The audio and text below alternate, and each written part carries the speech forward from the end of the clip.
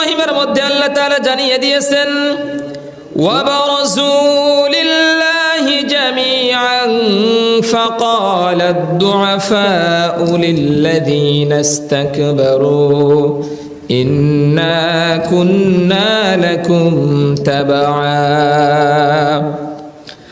আল্লাহ রাব্বুল আলামিন ঘোষণা করে দিয়েছেন যখন মানুষ প্রকৃত সত্য জানতে পারবে সেই সময় যারা কিয়ামতের ওই কঠিন দিনে দুনিয়ার সমস্ত মানুষকে যেই দিন একত্রিত করা হবে, সব কিছু যখন মানুষের সামনে একেবারে স্পষ্ট হয়ে যাবে, উন্মুক্ত হয়ে যাবে, আল্লাহ যে সত্য, রাসূল যে সত্য, কিয়ামত যে সত্য, এটা যখন মানুষ বুঝতে পারবে, ওই কঠিন সময়ে যারা দুনিয়ায় থাকতে যারা নিচু পর্যায়ের মানুষ ছিল, যারা দুর্বল ছিল, তারা যাদেরকে আনুগত্য করত, ওই কিয়ামতের কঠিন দিনে ওই দুর্বল মানুষগুলো আল্লাহর কাছে বলতে থাকবে فقال الضعفاء للذين استكبروا إنا كنا لكم تبعا।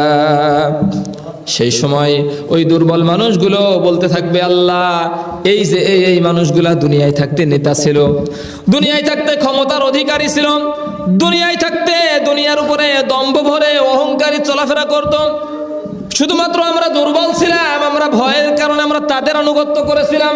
কারা বলবে?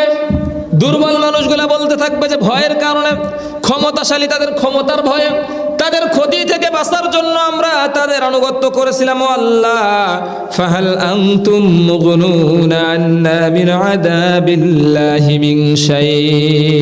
আল্লাহু আকবার। ওই দুর্বল মানুষগুলো সেই দিন ওই সমস্ত ক্ষমতাশালীদেরকে বলবে, ও দুনিয়ায় যারা ক্ষমতাশালী ছিল, ও আমার নেতা, আমরা তো দুনিয়ায় থাকতে তোমাদের আনুগত্য করেছিলাম, তোমরা আমাদের দুনিয়ার অনেক সমস্যা সমাধান করেছিলে, আজকে এই যে আমাদেরকে আযাবের মধ্যে আল্লাহ ফেলে দিয়েছেন, আজকে তুমি কি বিন্দু পরিমাণ আযাব থেকে আমাদেরকে বাঁচাতে পারবে? নেতারা কি পারবে? সেই অহংকারীরা পারবে?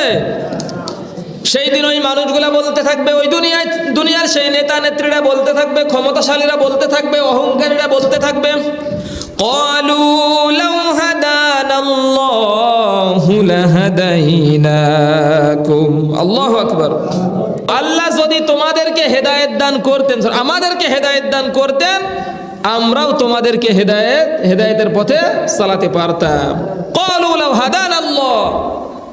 তারা বলতে থাকবে আমরা যদি দুনিয়ায় থাকতে হেদায়েত প্রাপ্ত হতাম, তাহলে তোমরা যে আমাদের পিছনে এসেছো তোমরাও হেদায়েত প্রাপ্ত হতে, কিন্তু দুনিয়ায় থাকতে আমরা তো হেদায়েত প্রাপ্ত ছিলাম